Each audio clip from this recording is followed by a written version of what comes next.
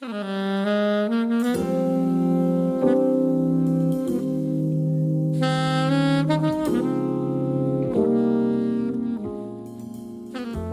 to Lift Every Voice as we recognize the 156th commemoration of Juneteenth. This production is hosted by 10 African American museums from coast to coast, known as the Black Freedom Collective. These 10 African American museums have once again joined forces to commemorate Juneteenth, the day that the Emancipation Proclamation was officially enforced, ending enslavement in Texas and thus in the United States. Together, these museums will explore the deep-rooted anthem, Lift Every Voice and Sing, through the eyes of historians, choirs, anthropologists, poets, and communities from across the United States. Juneteenth is an important part of our history and culture. On June 19, 1865, the enslaved people of Texas, then the most remote region of the Confederacy, at last learned that all enslaved people were free. Upon hearing the news, they broke into jubilee. The news arrived more than 2 years after Abraham Lincoln issued the Emancipation Proclamation, officially freeing the enslaved in Confederate states in rebellion to the Union. Juneteenth endures as part of our collective memory and culture. Today, this national virtual commemoration frames the holiday as an opportunity for us all to lift our voices. Stay tuned for the remainder of today's program, which will feature readings from members of the United States Congressional Black Caucus and elected officials from across the country, as well as national luminaries, Librarian of Congress Dr. Carla Hayden, educator Dr. Janetta Besh-Cole, and Secretary of the Smithsonian Institution, Mr. Lonnie Bunch. Today's program features cultural performances, artistic expressions, spoken word, debut of a new African American choir, and so much more. Yes, stay tuned and let us lift every voice this Juneteenth.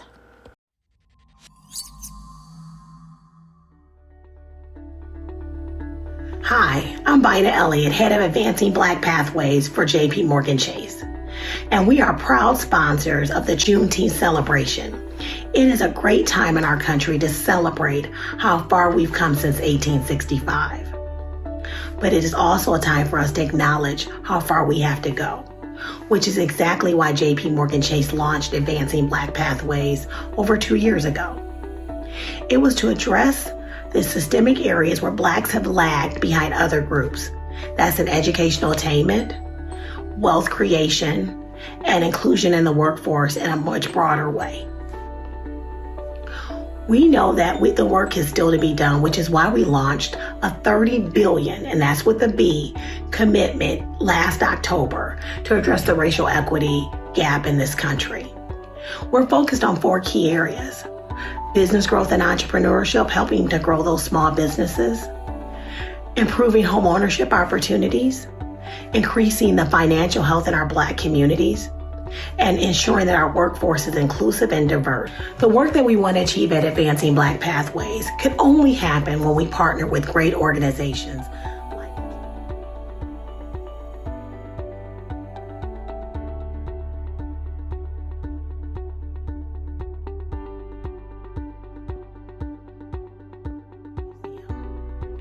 I can't thank you enough, and on behalf of JP Morgan Chase, for the work that you do to help create understanding and educate people on the Black culture and our traditions. Hope you have a great Juneteenth celebration. And if you want to find out more about Advancing Black Pathways, please go to jpmorganchase.com/ABP. Thank you.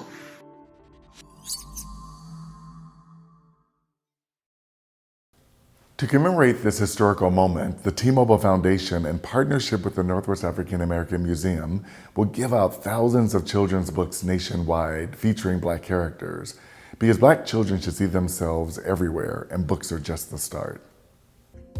For years, Black museums across the nation have stood as gathering places for heritage and hope in communities.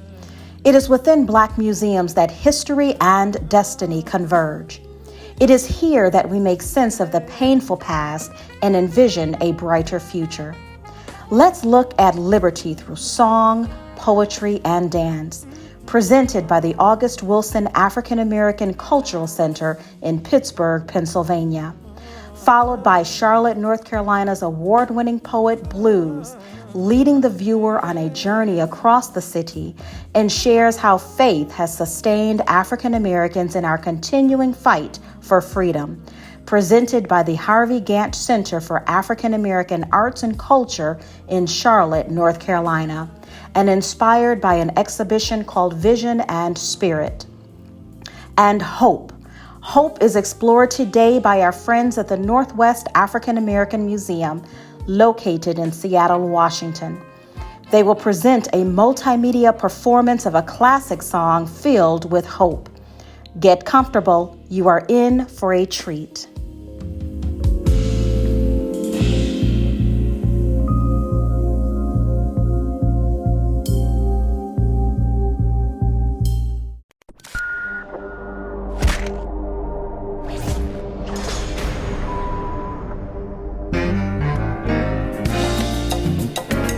Juneteenth serves as an opportunity for us as African Americans to cherish our culture and heritage and explore the meaning of freedom for Black people. Of course, we honor and amplify the vibrancy and complexity of the Black experience in all that we do at the August Wilson African American Cultural Center. I'm Janice Burley Wilson, President and CEO. Our mission is to be a home for the art, storytelling, and exchange of ideas related to the African American experience and the African diaspora. August Wilson's work documenting the Black experience in the 20th century explored the ongoing personal quest for freedom and liberty for his characters. The plays portray the historical trajectory of African Americans through their transition from property to personhood. August Wilson's writing created an American theatrical revolution. The plays provided opportunities for Black artists, actors, and playwrights freedom to truly explore the trauma of slavery, poetically, rhythmically, and with humor and music. August Wilson said that community is the most valuable thing that you have in African American culture. Today, meet members of our artist community that support the August Wilson African American Cultural Center mission. We tell stories across genres. I hope that you enjoy these cultural gifts that we will share with you today. Thank you.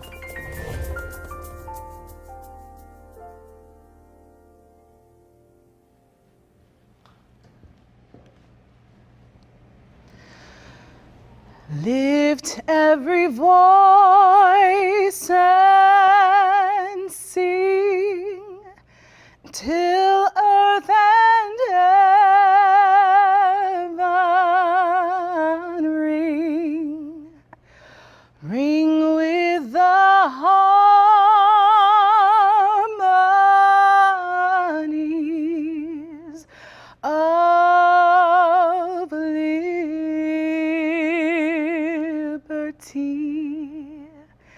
Let our rejoicing rise high as the listening skies. Let it resound loud as the rolling sea. Life, liberty, and the pursuit of happiness, right? This is what the founding fathers promised us, right? America, the place where your dreams come true, the oasis, but only for few. Black America, when they say liberty for all, they left out one thing: you. Dirty and inferior they call our skin, while theirs is right and pure, absent from sin. But to us, freedom was never handed, do they really expect us not to demand it? To sweep 400 years of bondage under the rug, quietly forgotten, buried without a thud. They tell us, shut up and dribble, stay in your place. And we're supposed to accept these small tokens of progress with smiles and thanks? If freedom is the power to make your own decisions, then liberty is the freedom to walk through your own neighborhood without a red target sewn onto your linens. Life, liberty, and the pursuit of happiness. But who in the world gets treated as good as this? Not George Floyd or Breonna Taylor. After Trayvon was born, they killed him 17 years later. One day soon, true freedom will reign. Wildflowers of liberty will sprout from the earth again. What is freedom? Freedom is the agency by which we leave our mark on the world. So many things are overpriced and overrated. Some of the only things that are worth what they cost: freedom, love, and art. And without freedom, you cannot love and you cannot create. Freedom is the agency by which we leave our mark on the world.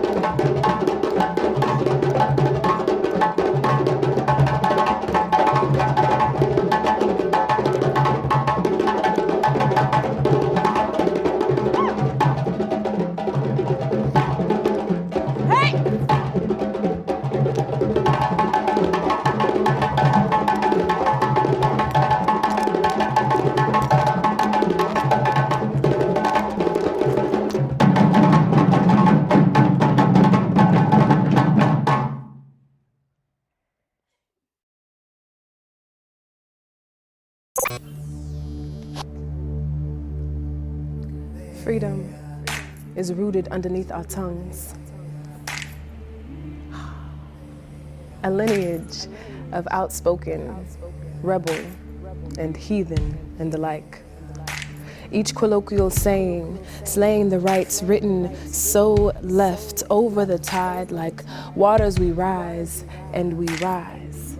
Freedom, a crescendo, a cataclysm, a conjuring of redemption. I couldn't tell you what it tastes like, only that I know it is sweeter than those forbidden fruits. It is full harvest, it is hard truths, freedom. I couldn't tell you how it feels, only that it makes me think of open fields, of horses racing and glory on their face, and I could tell you what it's not.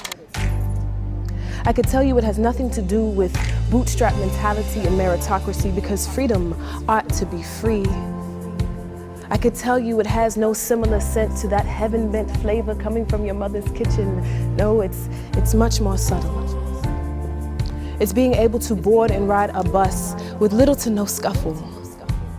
It's birthing a boy child and not being afraid that his name is already written on a 6-foot shovel.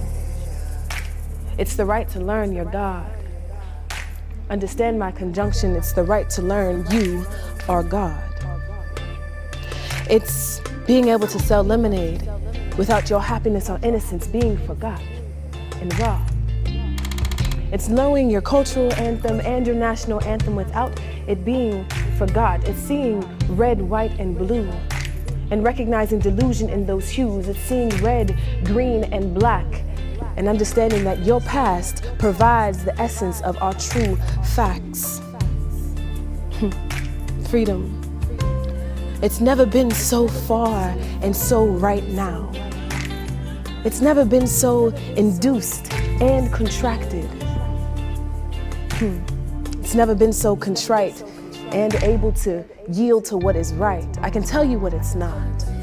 Is overnight, is express, is microwaved revolution. Freedom is much more like crock pot than hot pocket, laying the flavors on the hungry tongues of the young, so that one day their mouths are made to be so bodacious and loud, that when they are asked, what is freedom? They say, you're looking at it. Get free, get free, get free. Freedom is, the removal of the mask. And we're not just talking about the mask in a physical, material form. We're talking about the mask in a mental form, in a political form. We're talking about a mask in an intellectual form. Because I think that we have come through a regime in the last 5 years of anti-intellectualism.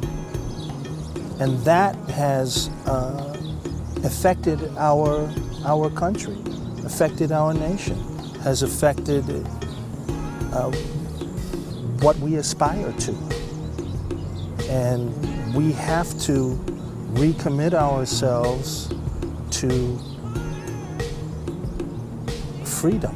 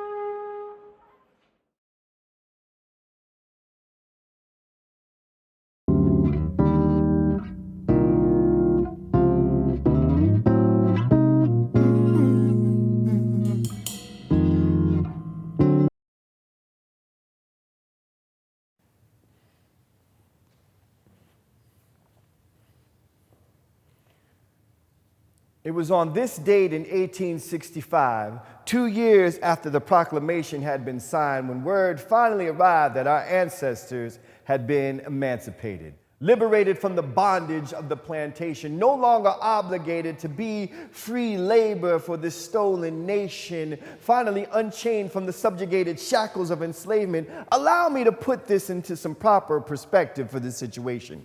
Now imagine the job you've been clocking into never told you that you were free to leave. Leave and pursue your own dreams. And on top of that, you were breaking your back so that they could stay in the black and profit as much as they pleased. Because the labor was cheap. Because you've been clocking in for 2 years for free. Now, can you see it now?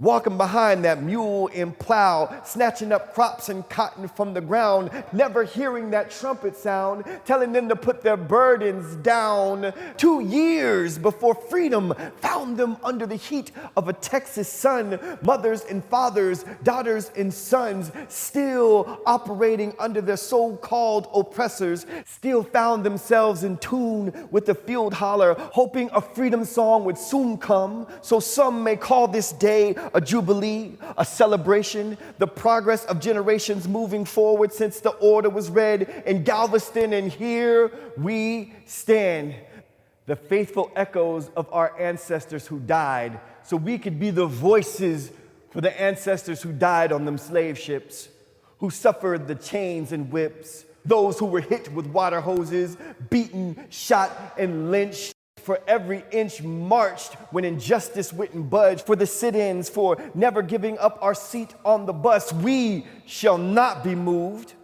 We shall overcome and reach the mountaintop by any means necessary. We be the descendants of the Middle Passage. We are the children of the ghosts of Tulsa, of Rosewood, of Wilmington, of Osage Ave, of East St. Louis, of neighborhoods that were taken by violence. Today is our Liberation Day, and we will not be silent.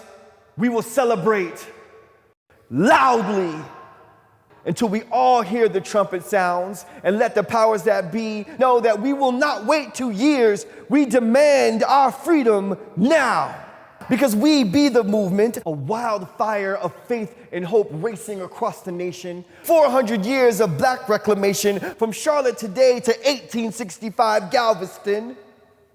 Here we shine as proud reflections of survival and determination, the faithful dreams of the souls of Juneteenth on the day they walked off that plantation. And now we stand tall with our fists raised, screaming, free 'em all, free 'em all. Free 'em all.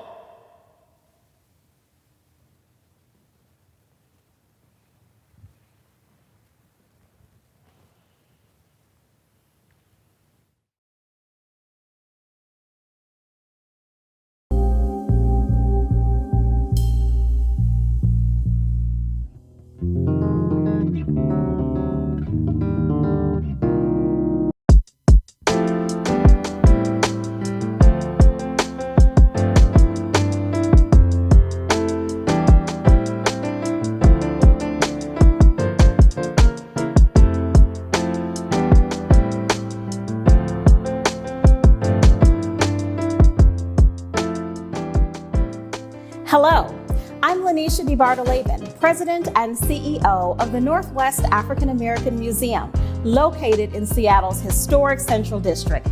This year, our museum helped make Juneteenth become an official holiday in Washington State, making us the 6th state in the country to officially designate Juneteenth a holiday.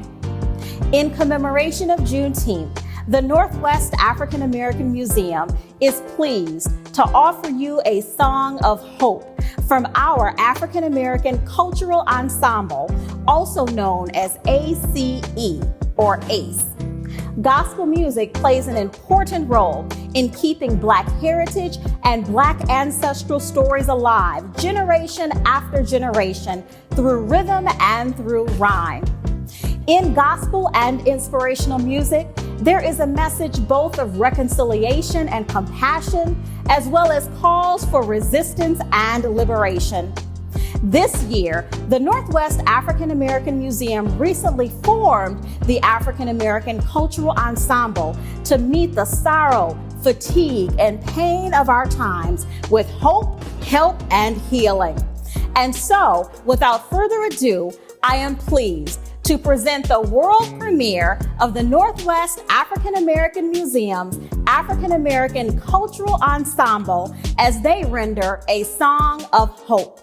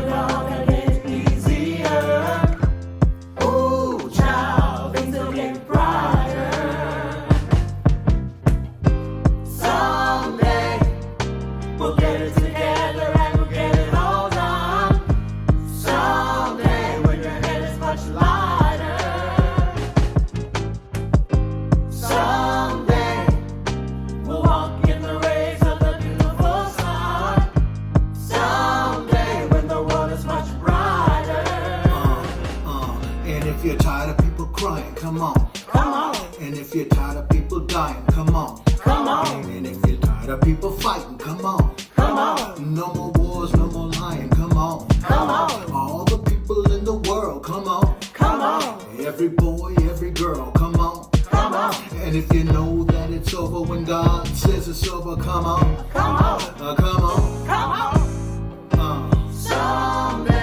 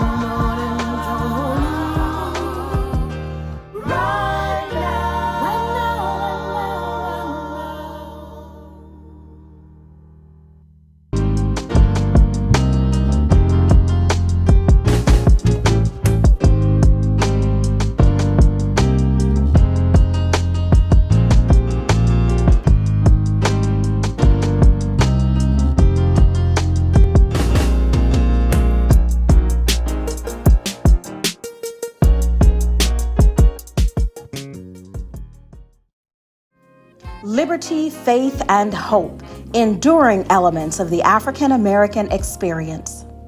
The Emancipation Proclamation was an executive order issued by United States President Abraham Lincoln on September 22, 1862, during the Civil War. The proclamation declared that all enslaved persons within the rebellious states are and henceforward shall be free. It took effect on January 1st, 1863. However, the enslaved people of Galveston, Texas were not apprised of this proclamation and remained enslaved for an additional 2.5 years until June 19, 1865. The Emancipation Proclamation.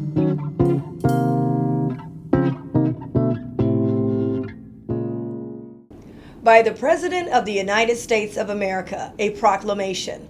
Whereas on the 22nd day of September in the year of our Lord 1862, a proclamation was issued by the President of the United States containing, among other things, the following, to wit.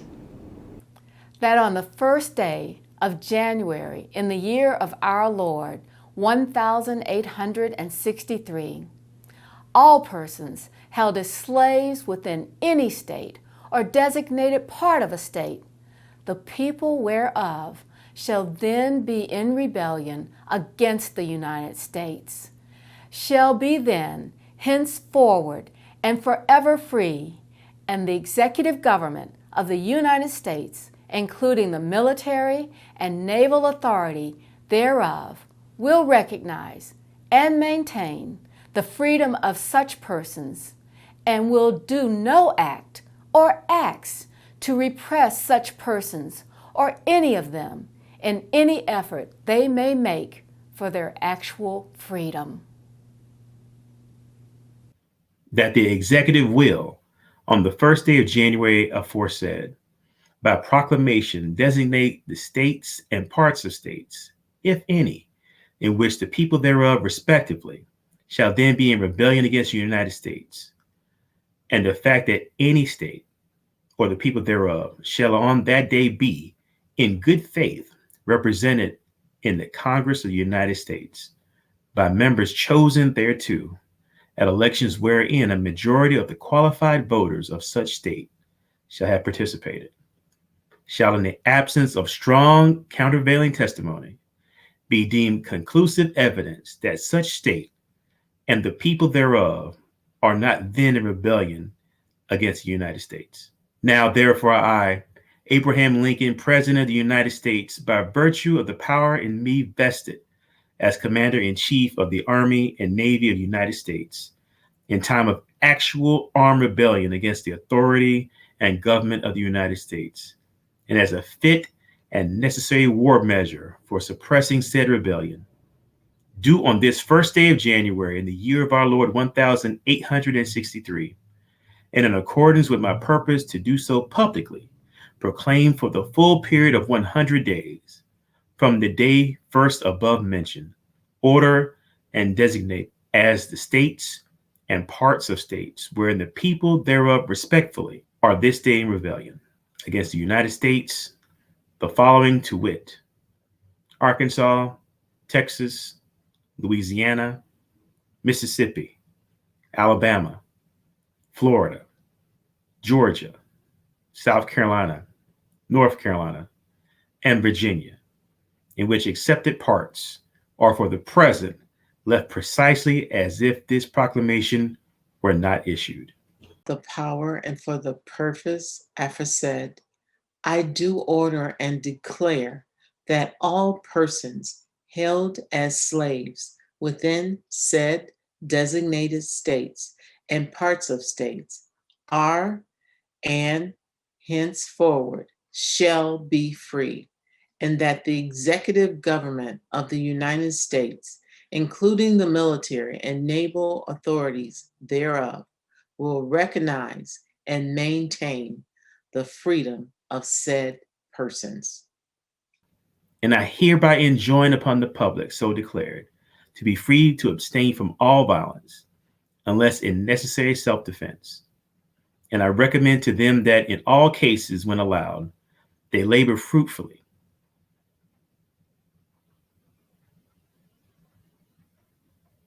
And I recommend to them that in all cases when allowed, they labor faithfully for reasonable wages. And I further declare and make known that such persons of suitable condition will be received into the armed service of the United States to garrison forts, positions, stations, and other places, and to man vessels of all sorts in said service. And upon this act, sincerely believed to be an act of justice, warranted by the Constitution, upon military necessity. And upon this act, sincerely believed to be an act of justice, warranted by the Constitution, upon military necessity, I invoke the considerable judgment of mankind and the gracious favor of Almighty God, in witness whereof I have hereunto set my hand and caused the seal of the United States to be affixed. Done at the city of Washington, this first day of January, in the year of our Lord, 1863, and of the independence of the United States of America, the 87th, by the President, Abraham Lincoln. William H. Seward, Secretary of State. Thank you to all of our elected officials for that reading of the Emancipation Proclamation. Perseverance is the continued effort to achieve despite difficulties, barriers, and opposition. Perseverance is one of the principles lifted from the Underground Railroad era that we will see explored by the National Underground Railroad Freedom Center in Cincinnati, Ohio, followed by an examining of images and texts related to key historical events illustrating the fortitude of the Louisiana African American community when facing white supremacy and injustice, presented by the Amistad Research Center located in New Orleans, Louisiana.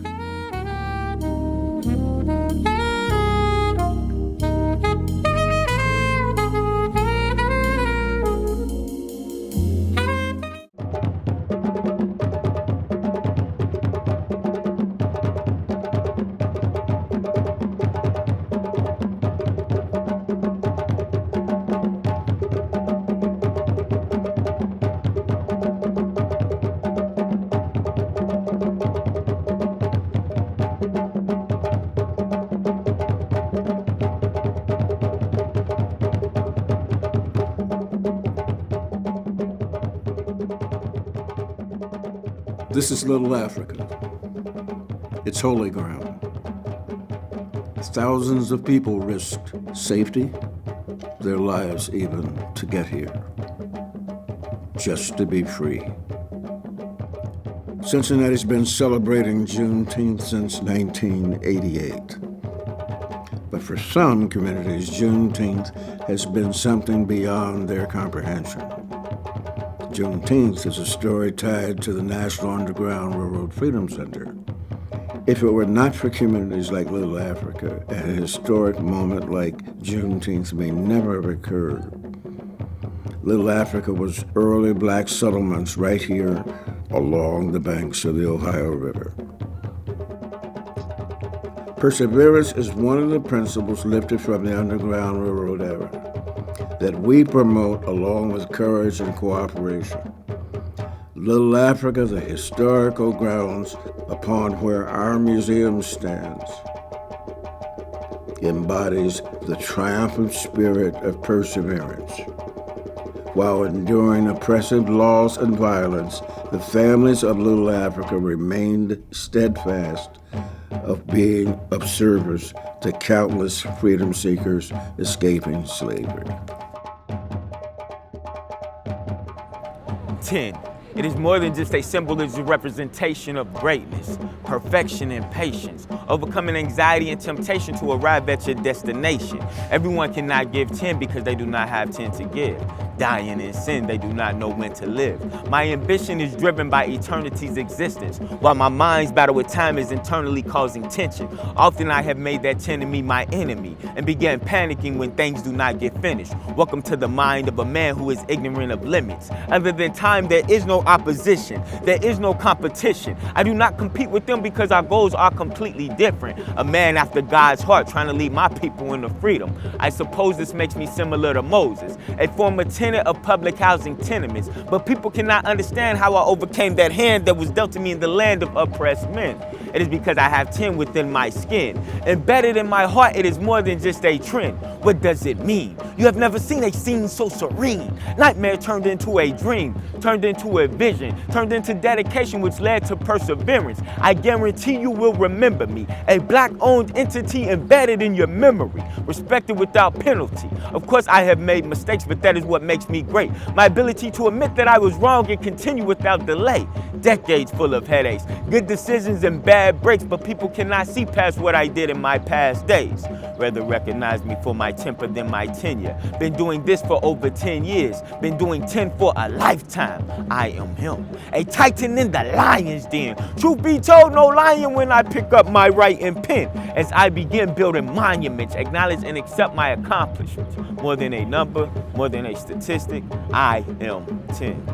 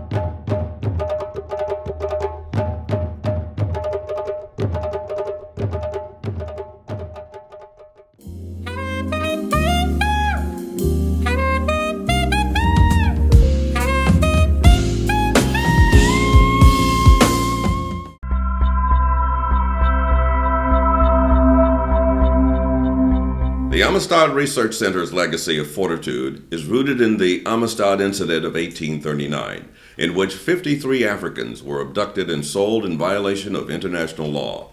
Attempting to regain their freedom, they revolted. They were jailed and charged with piracy and murder. A group of abolitionists, with help from former President John Quincy Adams, took their case to the United States Supreme Court, which eventually ruled the Africans were free people. The Amistad Research Center celebrates Juneteenth by honoring all who faced oppression and adversity with great courage. These images and text relate to key historical events illustrating the fortitude of the African American community in Louisiana. The first two ships carrying enslaved Africans arrived in Louisiana in 1719. Most enslaved Africans brought to the state came from the Senegambian region, and by 1795, the population of enslaved Africans in Louisiana numbered close to 20,000. New Orleans became the largest slave market in the nation. At the start of the Civil War in 1860, the number of enslaved individuals in Louisiana stood at 331,726.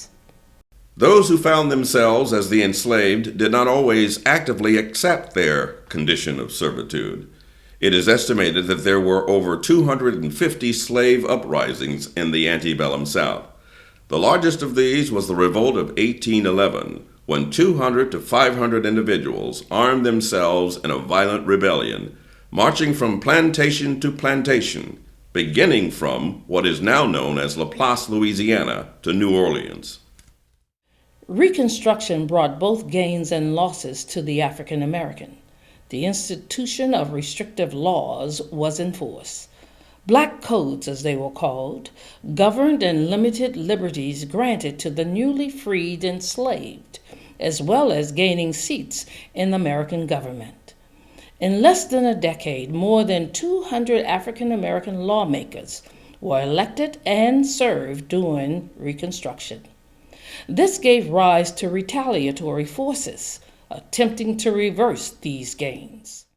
On July 30, 1866, conflict erupted between a group of New Orleans police, firemen, and ex-Confederates, and an African American delegation seeking entrance into the Louisiana Constitutional Convention.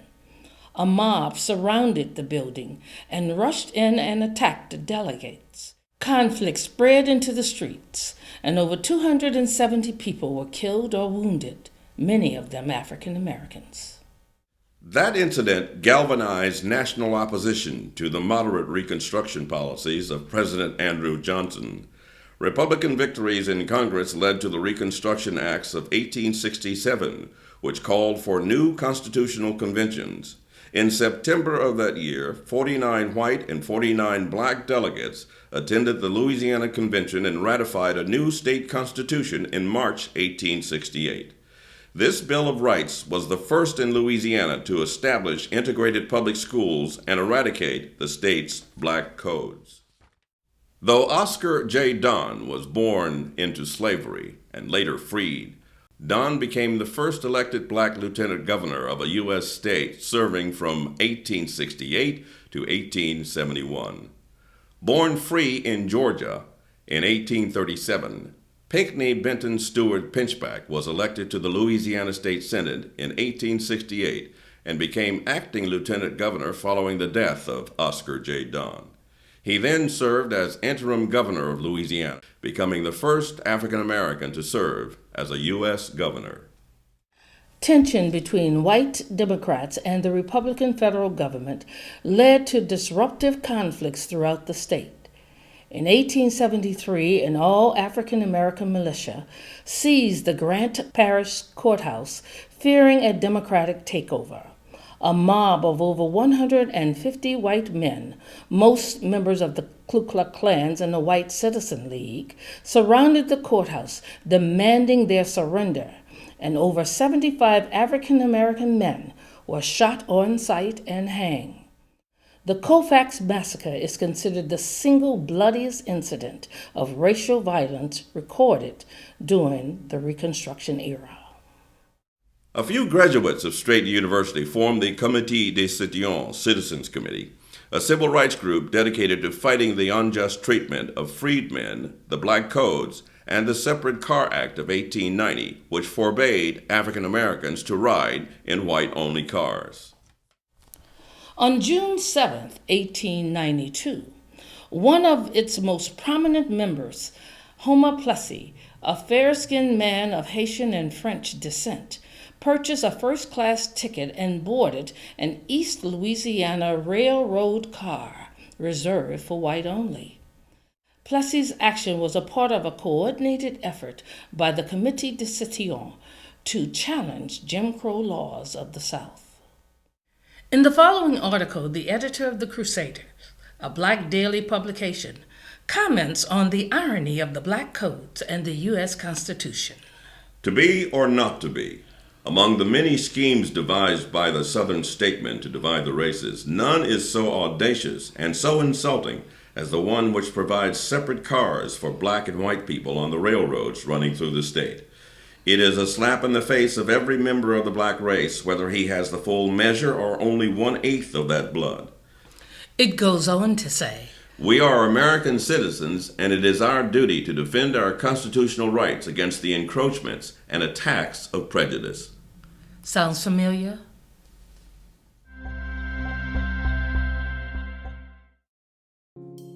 Perseverance and fortitude, enduring elements of the African American experience. And now, for an excerpt reading of the 13th Amendment of the United States Constitution, the Honorable Dr. Carla Hayden, Librarian of Congress. Neither slavery nor involuntary servitude, except as a punishment for crime whereof the party shall have been duly convicted, shall exist within the United States or any place subject to their jurisdiction. Thank you, Dr. Hayden. Let us now explore the tenacity of the city of Detroit as a doorway to freedom during slavery through industry, popular culture, and civic engagement. None prove their mettle like the people of the community that is home to the Charles H. Wright Museum of African American History in Detroit, Michigan. Historic Mitchellville Freedom Park on Hilton Head Island, South Carolina, will then explore the pride of the descendants of Mitchellville. Through music and interviews, they will share the stories of the Gullah Geechee people and Mitchellville Waymakers.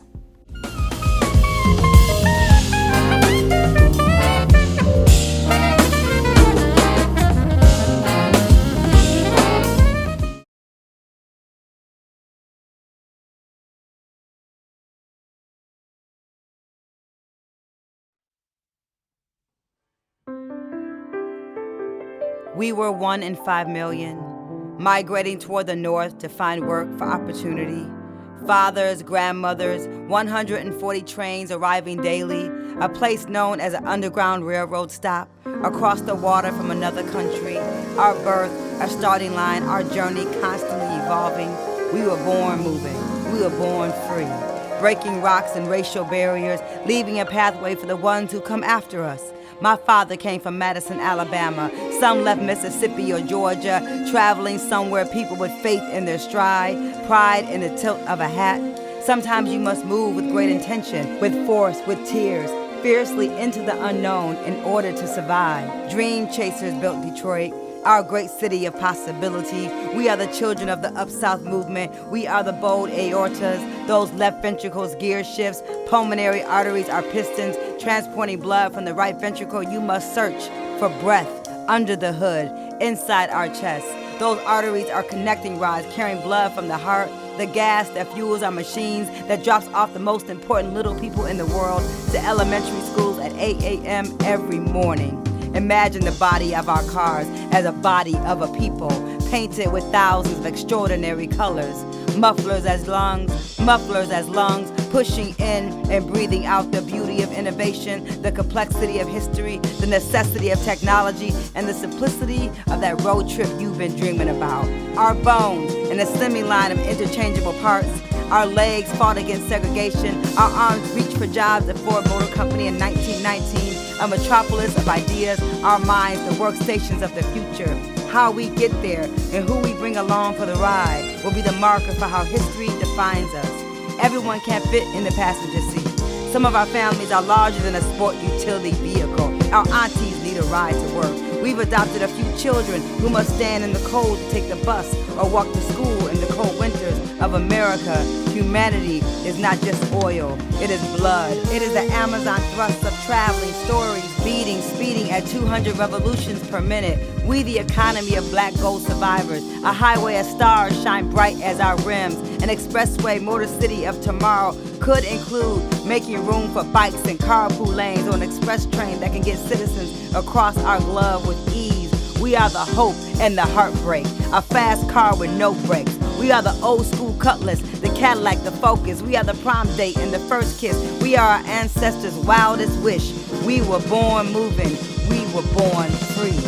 Tenacity is the ability of Aretha to reach that soul note, and Smokey to rearrange our tears, to know our city was built on love, and Project Window Wondermen and Supreme Women, the Holy Ghost of Alice Coltrane's harp, the power of Marion Hayden's hands flying down her bass. Follow that sound on your favorite satellite station. Move closer to what really matters to you when you pull out the driveway in the morning.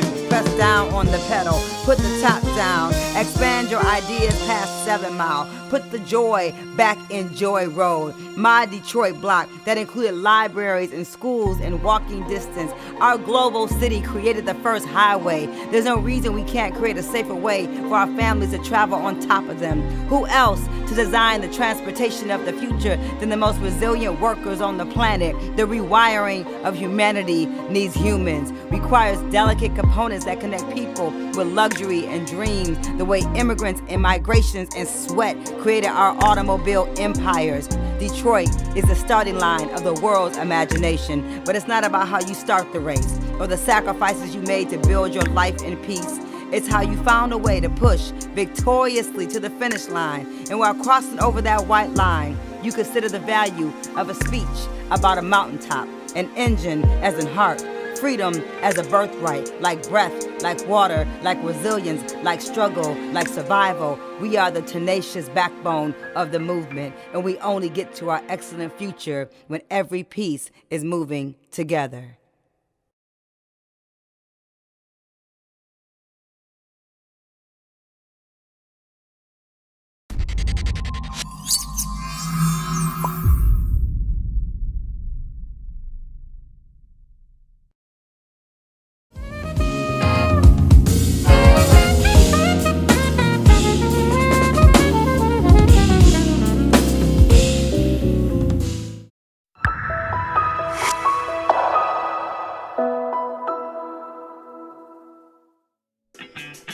It don't matter where you come from.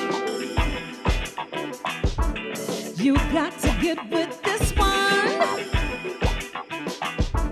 Something for the young and old. Get you some of this Geechee soul.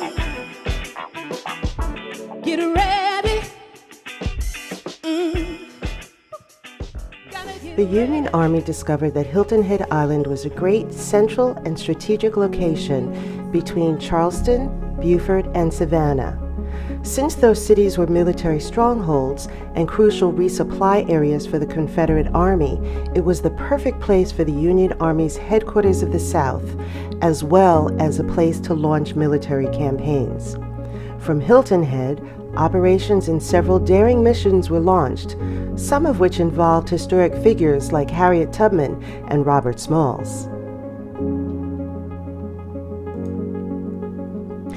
Hilton Head's Civil War story begins in November of 1861, when the Union troops entered the Port Royal Sound and invaded the island. The sound of gunboats caused white Confederate soldiers, plantation owners, and residents to flee. They left behind everything, including 10,000 slaves. When those first shots were fired, the enslaved island population seized their opportunity for freedom. Despite threats and deception by some local plantation owners, freedom seekers bolted into the woods until the Union's troops occupied the area. Under the protection of the Union, Mitchellville became the destination for waves of freedom seekers fleeing bondage in the nearby Confederate territories of South Carolina, Georgia, and Florida. It was the place where the newly emancipated would first experience freedom and emerge from being enslaved into responsible citizens. Even though I grew up here, I was born in Savannah. I grew up here on this island. I stayed with my grandmother, my mother's mother, and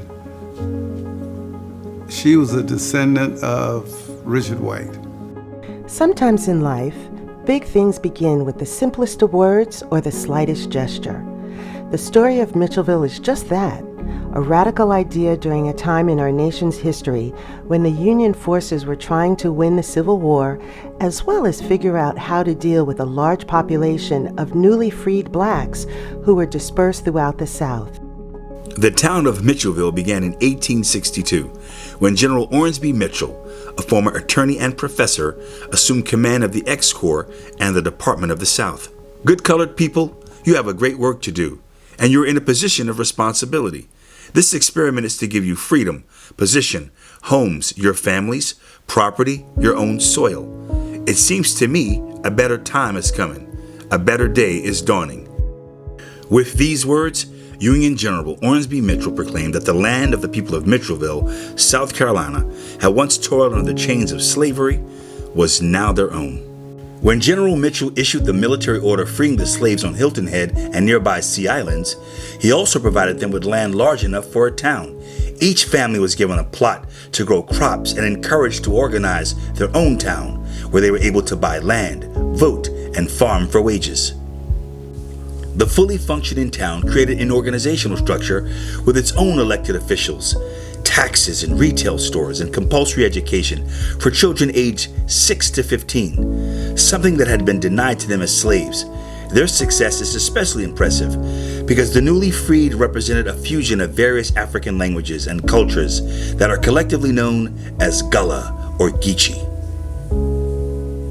The people of Mitchellville were hungry to learn, and after having been denied education for so long, being free to learn to read and write was something that they highly valued. Both adults and children were hungry to be educated. This incredible thirst for knowledge led to Mitchellville establishing the first compulsory education law in South Carolina. By 1862, the town had more than 1,500 residents, some of which had joined the Union Army. Eventually, the population grew to around 3,000 people. Because of its military importance, access to the town was restricted. Even white people were required to have military passes to enter the town's limits. Mitchellville was so successful that Harriet Tubman was sent to Hilton Head to observe the Port Royal Project as a model of future freedmen projects in the U.S. I ain't know what you come for do. I don't know what you come for do. I don't know what you come to do.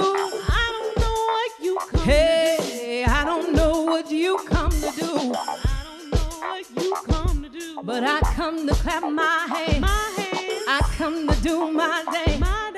I come to feel this groove. Come get you some too. Get your soul. That get your soul. Can you feel it? That get your soul. Can you feel it? Get your soul. Let's do a little more call and response.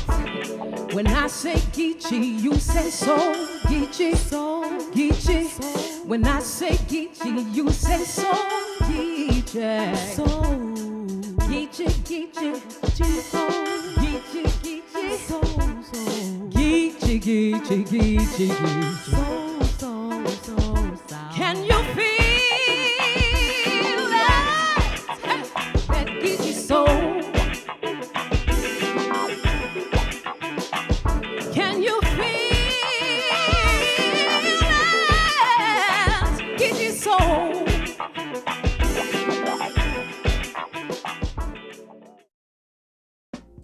tenacity and pride, enduring elements of the African American experience.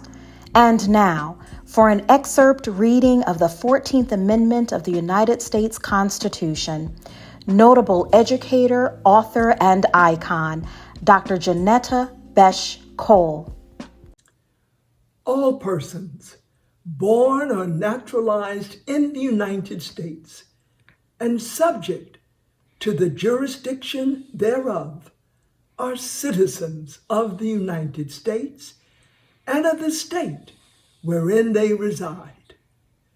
No state shall make or enforce any law which shall abridge the privileges or immunities of citizens of the United States, nor shall any state deprive any person of life, liberty, or property without due process of law, nor deny to any person within its jurisdiction the equal protection of the law.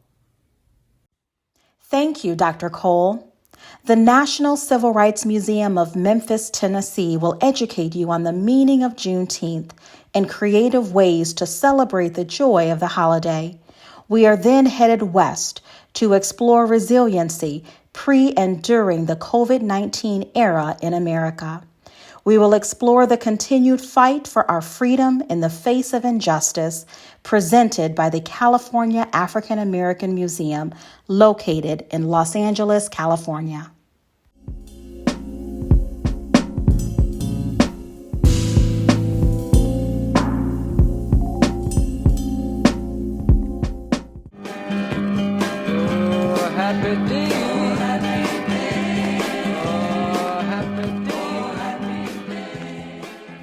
Hi, and welcome to the National Civil Rights Museum at the former Lorraine Motel in Memphis, Tennessee.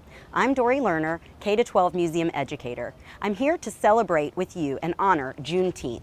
This year, we're doing a special Juneteenth edition of our Small But Mighty Storytime in order to collaborate with blackfreedom.org, which is several different Black institutions all coming together to honor and celebrate Juneteenth. So this year, we're going to read a book with you and we're going to show you a special cooking demonstration. So I'd like to start with this book called All Different Now, Juneteenth, the First Day of Freedom. This book was written by Angela Johnson and illustrated by E.B. Lewis, and it was published by Simon & Schuster Books for Young Readers. A June morning breeze off the port blew the smell of honeysuckle past the fields across the yard and into our room to wake us. Have you ever smelled something delicious and sweet like honeysuckle? What a nice thing to wake up to. And nobody knew, as we ate a little, talked a little, and headed to the fields as the sun was rising, that soon it would all be different. Then we worked and worked and worked some more under the hot Texas sun until word spread from the port to town, through the countryside, and into the fields that a Union general had read from a balcony that we were all now and forever free, and things would all be different now. I watched as my Aunt Laura sang as she held her baby. Mr. Jake, who some say was 100, cried quietly, and a group of grown people bowed their heads and whispered things to each other that I could not hear. My mama held my hand softly and looked beyond as another breeze blew over and everything fell to a hush. But later, Papa, Mama, the aunts and uncles, and all of my cousins had an afternoon picnic by the water. My baby brother crawled around our blanket as we listened to the sounds of the waves. As more people joined us, we ate as free people, laughed as free people, and told stories as free people on into the night. What was before would be no more. As we walked back home, the cool of the night soothed our tired feet that padded quietly past the shadowy fields of cotton. And in the morning, the smell of honeysuckle will wake me again, beside my sisters and brother, to a time that will be for all of us all different now. So everyone, I know this book wasn't direct in explaining the Juneteenth holiday, so I want you to know there are lots of other books out there that get more specific about what Juneteenth was originally about, meaning how the holiday started. Juneteenth for Maisie is another great book. So if you're, I'd say pre-K through maybe first or second grade, Juneteenth for Maisie by Floyd Cooper is a great book to check out. If you're maybe a second or third grader, Juneteenth Jamboree by Carol Boston Weatherford, illustrated by Yvonne Buchanan. Or if you are a fourth or fifth grader, check out Juneteenth by Vonda Michaud Nelson and Drew Nelson, illustrated by Mark Schroeder. So everyone, I want you to know this holiday is about joy. And at the Civil Rights Museum, we are honored to share joy with you and remind you to share joy with your family and friends as you celebrate Juneteenth this year. And now I'd like to introduce our special guest, Chef Tanaka. Hi, Chef Tanaka. Thank you for being with me today. Yes, thank you. I'm so pleased of being here today. Thank you for having me. Absolutely. Hey, you guys, I am Chef Tanaka, and today we will be creating my favorite and a delicious Juneteenth celebration tea. So we're going to start out with what you need. You need some fresh, ripe strawberries. Of course, we got to have our blueberries because we got to incorporate our Juneteenth flag, and we cannot go without our hibiscus tea bags. Now, if you don't have, you can't find hibiscus tea bags in the store, you always can use black tea that you can find in any local grocery store. We have some ice, and we also have a blender. So we're going to start with our tea bags. We have some boiling water here. We have some fresh strawberries already diced up, and I'm going to use my little Ninja. So we're going to add all our strawberries that we chopped up. So about 4 cups. And it's going to give it a beautiful red color, right? Yes, it's going to give it a beautiful red color. So, you know, that's why we're going with the strawberries. You can also substitute it with the watermelon because it's symbolic to use a red drink during Juneteenth. That was fast. And I have a mesh here. And we're just going to place it on top of our dispenser. Oh, it smells so good. Now, you don't want to press it too hard because you don't want your tea to become cloudy. So we're going to take a wooden spoon and we're going to stir just gently just to get the juice. And our tea is almost done because I can see the colors. It's so vibrant red and brownish color. It looks amazing. You want me to come stir the strawberries? Sure, if you don't mind, that'll be awesome. So I'm going to take some of my ice here. Okay, so I think Miss Dory got us going over here. So now I am going to take the strawberry syrup. Yes. And we're going to add it here. And then we're going to take a little bit of our tea. Now remember, this is very hot, so be careful. Let an adult do it for you. Okay, so we're going to place our top one. And then we're going to create us a slush.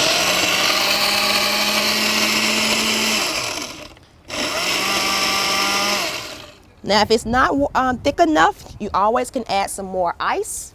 So we're going to grab that glass over there. So we're going to shake it up so we can get all our slushy out. Yeah, we might have to use our spoon to assist it. This is a great project for doing outside if you can. Yes. To make a mess. Oh my gosh, that's beautiful. That's for you. Get that one done. Thank you. And of course, I have to have one too. Absolutely. The chef has to taste her creation. Now remember, this is naturally sweetened. So you guys, if you want to add sugar, go ahead and add it during the process before you blend. That's 1.5 cups of granulated white sugar. Okay? So we're going to save the rest of this for something else. Now, Ms. Dory, I want to add fresh strawberries and blueberries to mine just because, hey, the flag has red, white, and blue, so I want all of mine. So, yeah, and I'm going to stick my strawberry on the side. The blueberries on the top. Yes, blueberry on the top. And we have some straws here. Beautiful. And cheers to Juneteenth. To Juneteenth, to freedom and to joy. Homemade popsicles. Now, make sure you do this at least a day in advance. Go ahead and make your celebration tea up and pour it in each mold. Freeze it for 8 to 24 hours. On Juneteenth, which is the 19th, you pull those popsicles out and enjoy in the summer breeze. This has been delicious. I enjoyed. Thank you so much, Ms. Dora, for allowing me to be a part of today. And I hope you guys enjoy Juneteenth just as much as I will. And I'll be celebrating with some fabulous old-fashioned chicken and buttermilk cornbread and also collard greens on June 10th, along with my celebration tea. Awesome. Thank you so much for teaching us to make Juneteenth celebration tea, everybody. We hope that you will go online and check out our recipe for this amazing tea Chef Tanaka has come up with. Thank you for being with us. Thank you. So you can find the recipe at blackfreedom.org. You can also find our book list of the books that we read today and books we talked about, and you can even find the template for making our Juneteenth flag. So everybody, thanks for celebrating Juneteenth with us, and we hope you have a joyous day.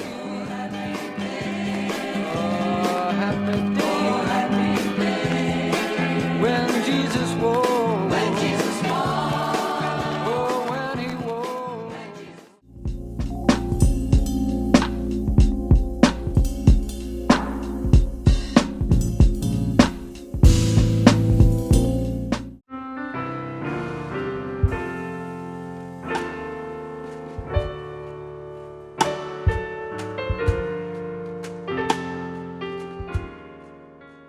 Resilience to me means remembering our joy and our purpose and our meaning despite all circumstances. There are so many waves that come with life, and resilience, I think, is always remembering our why. Resilience to me means the ability to persevere with grace and fortitude, no matter what challenges come your way.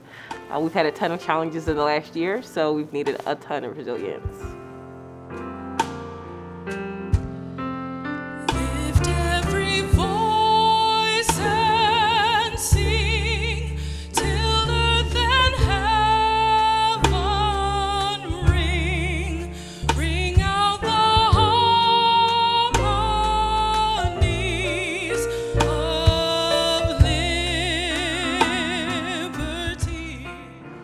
Overcoming is one of the first words that comes to mind when I think of resilience, and just finding an inner strength to move forward. And also there's a combination of confidence and faith, because I feel like in resilience, you have the faith to know that you need to move forward, and it's not always clear how or what it's going to take to get you there, and if what you're hoping that you're moving towards is going to be there. But you have to find the inner strength and faith to get to that point. And when I think of my personal resilience, or what resilience means to me personally, I think of all of those words, just confidence and faith and just overcoming and bouncing back. When we think about time, there's a temporal nature, things go from here to there. And resiliency is the ability to still be present, still to be tangible as time passes.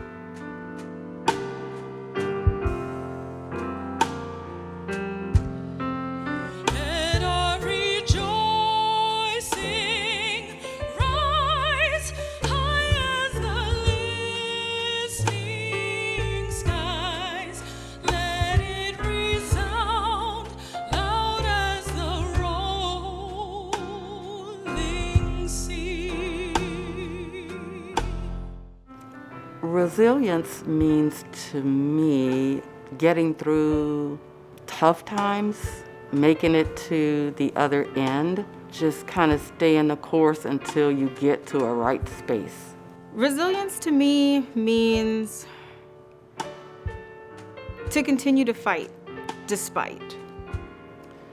I think I have demonstrated and experienced resilience through allowing myself to fully feel and experience all the, surprising and shocking and unprecedented news, and really allowing myself to be human and fully be in the experience and let those feelings and those experiences teach me. So whether it's joy or sorrow or anger or rage or frustration, fully feeling those things has helped me remember what I feel like my purpose is and what I really want to contribute to this world and how I want to help, whether that's being there with my family more, whether that's contributing to activist spaces more, whether that's making sure I write and paint and create my work. I feel more motivated than ever through resilience to live fully. regardless of what you want the world to be, and you always want to work for that, you always have to see the world as it is. And you have to have that belief that things will get better and that you have the power to make things better. Sometimes you can't make things as much better as you would like to, but it's like football. You just have to keep moving the ball forward. I've learned from my ancestors in regards to resilience that it's not a fleeting trend. Resilience is not something that was only for our ancestors, but it's an idea and a concept that we can all adopt and use it to be able to move forward. We're just stronger, we're more powerful together. When we amplify our voices and join together, it really creates this change, and nothing happens overnight. But I think with resilience, it's again just working hard and towards something that you're hoping will at the end of the finish line be there. And so we don't know what's going to happen 10 days from now, but just staying the course, being resilient and leaning upon each other, I think is just absolutely the key to kind of moving forward and hoping for better outcomes. Facing the rising sun of our new day begun.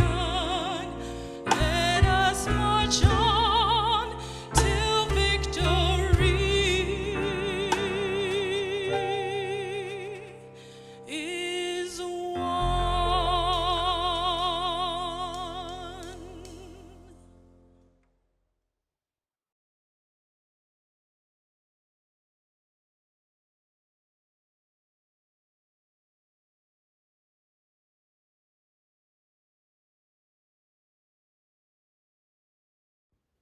Joy and resilience, enduring elements of the African American experience. And now for an excerpt reading of the 15th Amendment of the United States Constitution, the Secretary of the Smithsonian Institution, Mr. Lonnie Bunch. The right of the citizens of the United States to vote shall not be denied or abridged by the United States or by any state on the account of race, color, or the previous condition of servitude. Thank you, Mr. Bunch.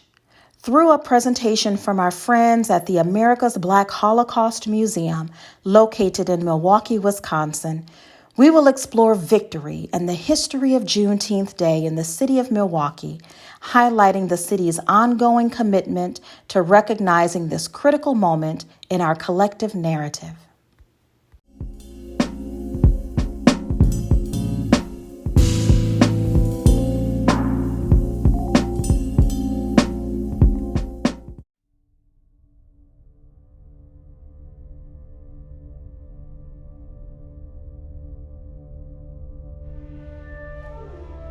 The death of a star recalibrates our gravity, infuses energy, sets into motion celestial winds of change. We mourn the loss and reclaim the sun. Once a star becomes a sun, we breathe galactic. We take in the same molecules and sky fragments of greatness. We assemble ourselves around a truth, blazing like a beacon. Welcome to America's Black Holocaust Museum. This is a continuation of our virtual programming, of which we will focus on Juneteenth, an historic celebration in America. We will look at the celebration locally here in Milwaukee, regionally here in the Midwest, and nationally. You know, Juneteenth is, in many respects, the single most important holiday in the history of African Americans, particularly because of the ways in which it recognizes not only the end of slavery, but the commencement of full and complete citizenship. And so as much as we think about the ending of that horrific institution, we have to also remain very, very aware of how important Juneteenth is in recognizing what is to become for 4 million or so folks exiting that institution. Juneteenth is also very powerful in its expression of the oral tradition, This holiday continues, it proliferates, it extends beyond generations, and at the very same time, connecting generations of African Americans to that fundamental principle of what it means to be free in the United States. We are excited about Juneteenth Day. We celebrated in Milwaukee. We celebrated in Racine and Kenosha. We celebrated all over the state, and it's a great time. It's a time we celebrate our freedom. However, we didn't actually receive our freedom on June 19, 1865, but it's a day in which we celebrate that freedom. It's a time for reunion and a time for reflection. It's a time to renew your commitment to your African brothers and sisters. It's a time to walk free as equal citizens. In 1971, businesses were leaving the community, people were selling their houses, moving out of the neighborhood, and one of the staff people was visiting her grandparents in Georgia. And they were celebrating an event called June Day, which is our Juneteenth celebration. Juneteenth started in Texas, Oklahoma, and Louisiana. Northcott has one of the largest and oldest Juneteenth Day celebrations in the country. We get anywhere from 80,000 people throughout the course of a day participating in Juneteenth. We're also going to do an encampment of Black soldiers and telling the history of what Juneteenth is all about and explaining what the Emancipation Proclamation and the 13th Amendment is all about. So it's going to be a really exciting time for us this year. Last year, we didn't do Juneteenth because of the pandemic, but we're really looking to do some bigger and better things. This year, we're really going to try to educate and bring our community closer together. It's really a big event that we've been putting on for the last 50 years. We each be stars, glowing from our seats, anchoring disparate orbits around this moment, translating this explosion of legacy and starlight into a promise of a new American day. Today, we breathe galactic, expansive. My name is Dasha Kelly Hamilton, Poet Laureate for the City of Milwaukee and for the state of Wisconsin. On behalf of America's Black Holocaust Museum, thank you for joining us.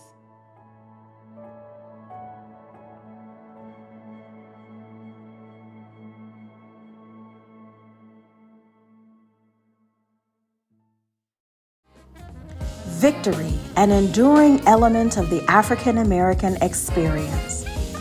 Juneteenth serves as a starting point for us, a reference point in time, compelling us to consider how much further we can go if we just know, and if we act boldly on our knowledge.